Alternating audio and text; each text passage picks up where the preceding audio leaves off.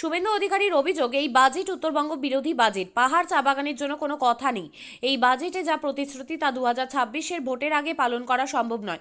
এই বাজেট নারী সুরক্ষার কথা নয়, লক্ষ্মীর ভাণ্ডারে বরাদ্দ বৃদ্ধির কথা নেই, বিধবা ভাতা বৃদ্ধির কথাও নেই। প্রত্যেক বাড়িতে যেখানে চাকরি নেই একজনকে চাকরি দেওয়া হবে। বিজেপি সরকার ক্ষমতায় এলে এমনটাই প্রতিশ্রুতি দিলেন বিজেপি দলনেতা শুভেন্দু অধিকারী।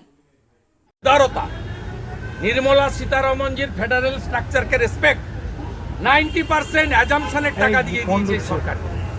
3 লক্ষ কোটি টাকার উপর যে বাজেট, লাস্ট ইয়ারের কথা বলছি, 91,000 কোটি টাকা ঋণ, 79,000 from market, 9,000 from RBI, 2,200 from other sources. কোথায় নিয়ে যাচ্ছে আমাদের এই সরকার? আর আপনাদের বলি, মোদিজির হিসাবটা নেবেন নাকি? লিখুন 82 কোটি ফ্রি রেশন 140 কোটি দেশে। লিখুন 60 কোটি লোককে আয়ুষ্মান ভারতের কার্ড,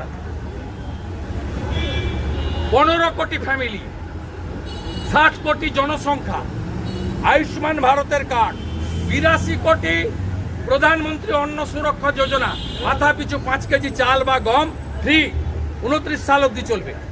ডিক্লেয়ার। লিখুন 4 কোটি বাড়ি হয়েছে PMAY-তে, আরো 3 কোটি বাড়ি।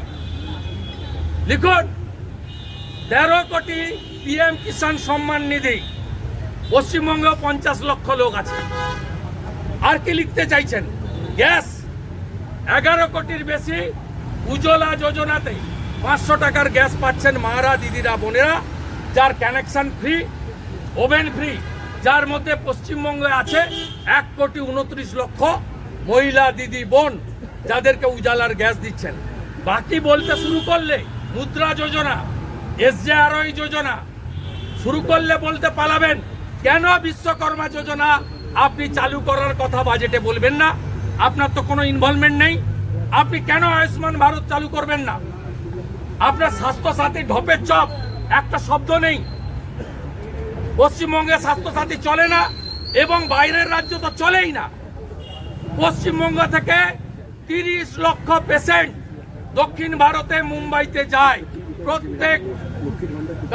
প্রত্যেক বছর, মানে মাসে কয়েক লক্ষ, 3-4 লক্ষ করে। আপনি বলুন আয়ুষ্মান ভারত কেন চালু করছেন না? কেন 14 লক্ষ মা, দিদি, বোনকে উজালা 3 থেকে বঞ্চিত করেছেন?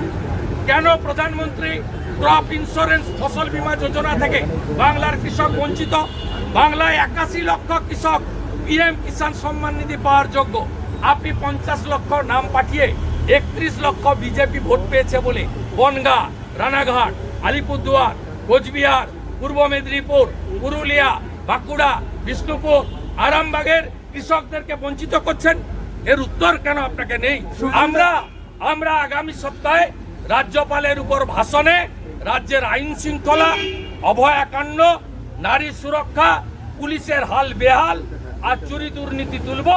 আর বাজেটে এই সরকারের শেষ বাজেট, অন্তিম বাজেট, এবং এদের গণতান্ত্রিকভাবে এবারে এদের যাওয়ার দিন এসে গেছে, বাংলা জেনে গেছে। শিক্ষাই জাতির মেরুদণ্ড। ছোট ছোট শিশুদের প্রাথমিক শিক্ষা পরিপূর্ণ না হলে আগামীতে সেই শিশুরা সঠিক পথে চলতে গিয়ে হোঁচট খায়। শিশুদের এই শিক্ষার প্রয়োজনীয়তাকে সামনে রেখেই গত 1 বছর ধরে পরিষেবা দিয়ে চলেছে জিনিয়াস এডুকেয়ার একাডেমি। শিশুদের অত্যাধুনিক শিক্ষায় শিক্ষিত করে তোলার একমাত্র বিশ্বস্ত প্রতিষ্ঠান এই একাডেমি। এখানে অভিজ্ঞ শিক্ষক শিক্ষিকা দ্বারা যত্ন সহকারে মাতৃভাষা বাংলা মাধ্যমে পড়ুয়াদের শিক্ষা দেওয়া হয়। একেবারে খেলার ছলে বিনোদনমূলকভাবে বাচ্চাদের এখানে পাঠ দেওয়া হয়।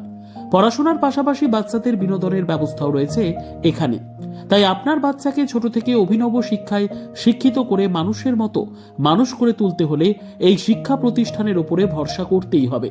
আমাদের ঠিকানা জিনিয়াস এডুকেয়ার একাডেমি, স্থান ঘুঘুডাঙ্গা মোড়, পোস্ট ভূপালপুর, রায়গঞ্জ, উত্তর দিনাজপুর। মোবাইল নম্বর 9563630109 অথবা 7029042308।